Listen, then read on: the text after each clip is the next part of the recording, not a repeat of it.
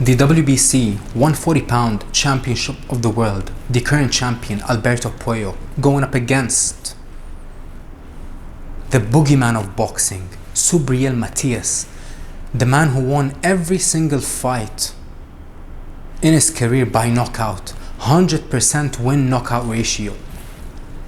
He's going up against the pride of Dominican Republic, the champion Alberto Puello. Now what can you say about this fight? What an unbelievable stylistic clash. Subriel Matías, the man is so dangerous. I hate to say it, but we gotta talk about it. The man took a fighter's life inside the ring. That is how dangerous and violent Subriel Matías is. He's fighting the champion Alberto Puello, and Alberto Puello is actually the favorite. Now Alberto Puello, 3 of his last 4 fights, he won them by split decision. He's always neck and neck, neck for neck, versus most of his oppositions at the elite level. I thought he lost his last fight versus Sandor Martin, the pride of Spain. And I believe you can make an argument that he lost even the fight before that versus Gary Antoine Russell. Now I don't believe that that was the best Gary Antoine Russell, but I'm not gonna lie, Alberto Puello shocked me.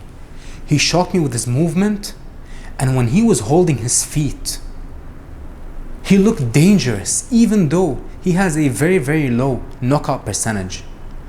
But when Alberto Puello sits down on his shots, he looks dangerous. But we gotta say this.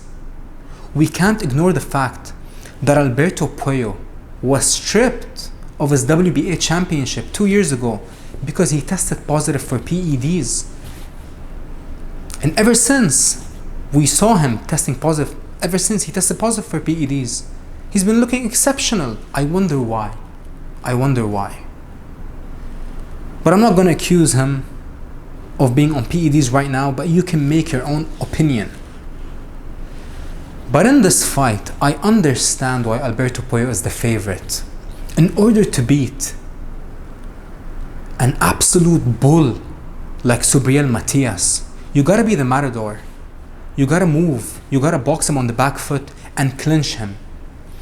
Now a lot of people lost faith in Subriel Matías when he lost in his hometown last year versus Liam Paro, the former world champion Liam Paro right now. He lost to Richardson Hitchens. But I believe that wasn't the best Subriel Matías. I believe Subriel Matías was going through a lot in that training camp, and he felt a lot of pressure fighting in his hometown. So we didn't really see that dangerous, ferocious monster in Subriel Matías that night in his hometown in Puerto Rico. But right now, he's on the road.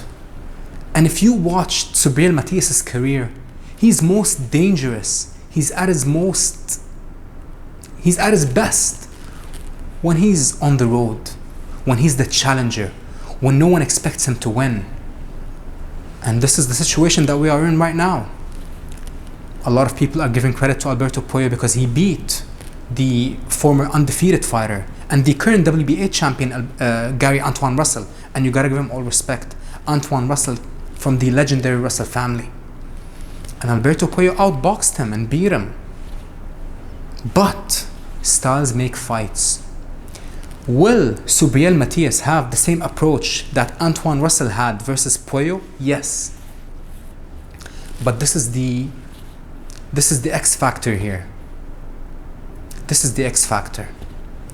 In that fight, Gary Antoine Russell boxed at times, and he went on the front foot and became aggressive at times.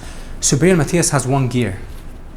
From the opening bell, he's going to take his time and gradually build momentum and run you over. And you either stay down, or your corner throw the towel, or your life is in danger when you're facing Subriel Matías. Now, do I believe that Alberto Puello is going to stand and bang with Matías? Absolutely not. The man is going to be on his back foot all night long, but he's going to need to hold his ground at times to gain the respect of Subriel. Because if you don't gain the respect of Subriel Matías, he's going to run you over. What an unbelievable stylistic matchup. His Excellency Turki Alalshikh says that he doesn't want Tom and Jerry fights. But this fight might just very well be a Tom and Jerry like fight, with Alberto Puello, the champion, being Jerry and Subriel Matías being Tom.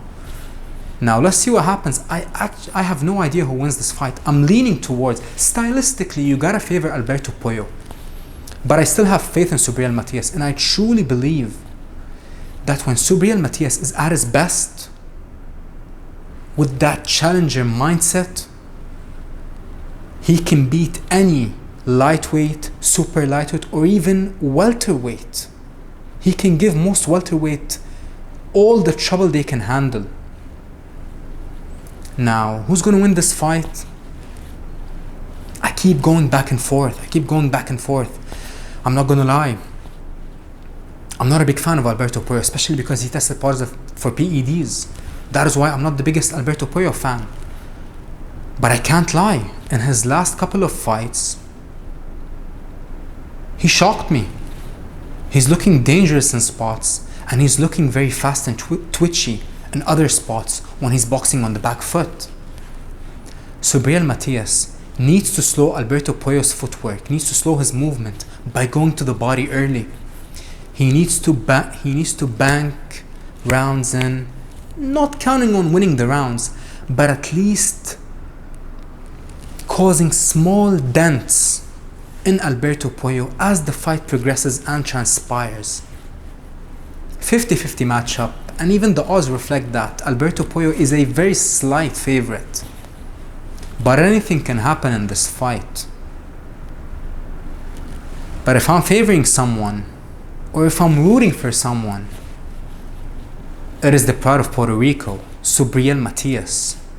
I believe he's gonna come in the best shape of his life for this fight.